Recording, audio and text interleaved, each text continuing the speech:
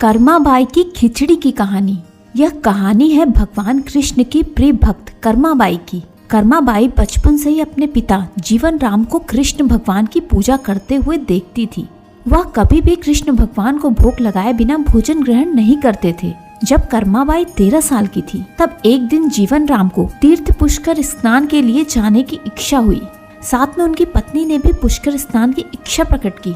जीवन राम अपनी बेटी को भी ले जाना चाहते थे, लेकिन दुविधा थी कि अगर वो सब घर के बाहर गए तो श्री भगवान कृष्ण को भोग लगाएगा कौन। तब जीवन राम ने इस नित्य कर्म की जिम्मेदारी कर्माबाई को सौंपी और कहा कि देखो बेटी कर्मा, सुबह भगवान कृष्ण को भोग लगाने के पश्चात ही तुम भोजन ग्रहण करना। कर्मा ने भी अपने पिता की हाँ में हामी भर दी। अगले दिन सुबह कर्माबाई ने उठकर सबसे पहले गुड़ और घी डाल के बाजरे का खिचड़ा बनाया और भगवान कृष्ण की मूर्ति के सामने रख दिया और बोली, भगवान मैंने आपका भोग रख दिया है, आपको जब भूख लगे तब खा लेना, तब तक मैं घर के काम पूरे कर लेती हूँ।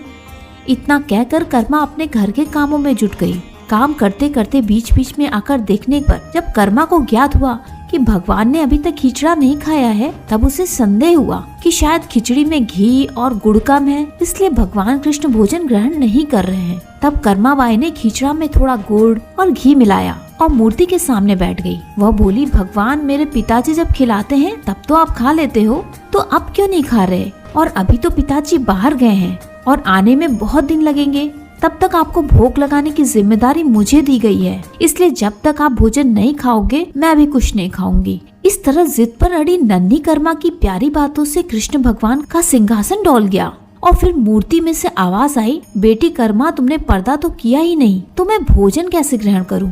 तब कर्माबाई ने मूर्ति के आगे अपनी चुनरी का पर्दा किया और कुछ ही समय में कृष्ण मूर्ति के सामने रखी खिचड़ी की थाली खाली हो गई। अब कर्मा रोज सुबह सबसे पहले कृष्णा को बाजरे का खिचड़ा खिलाती और बाद में खुद भोजन ग्रहण करती। कुछ दिनों बाद घर लौटने पर कर्मा के माँ बाप भी कृष्ण की लीला देखकर दंग रह गए। अपने अंतिम दिनों में कर्माबाई भगवान जगन्नाथ की नगरी जगन्नाथपुरी में एक कुटिया में बस गई थी। वहाँ पर एक दिन कर्माबाई की कुटिया के सामने एक तेजस्वी कांति वाला बालक आया और उसने कर्माबाई से कहा, मुझे भूख लगी है माँ, खाना दो। उस वक्त भी कर्मा अपने भगवान कान्हा को खिचड़ा का भोग लगा रही थी। कर्मा ने उस बालक को भी खिचड़ा खिलाया। उसके बाद से वही बालक हर रोज कर्मा के हाथ का खिचड़ा खाने आता था। यह सिलसिला कई वर्षों तक चलता रहा। वह बालक कोई और नहीं, स्वयं जगन्नाथ भगवान थे, क्योंकि जिस दिन कर्माबाई का देहांत हो गया उस दिन जगन्नाथ भगवान की मूर्ति की आंखों से आंसू बह रहे थे और उसी रात मंदिर के पुजारी के स्वप्न में जगन्नाथ भगवान आए और अपने दुखी होने का कारण बताया कि उनकी परम भक्त कर्माबाई गोलोक सिधार गई है। मैं रोज सुबह उसके हाथ की खिचड़ी खाता था, अब मुझे खिचड़ी कौन खिलाएगा? अगले दिन से मंदिर के पुजारियों ने निर्णय लिया कि भगवान को रोज बाजरे का खिचड़ा का भोग लगेगा और उस भोग का नाम दिया गया कर्माबाई की खिचड़ी।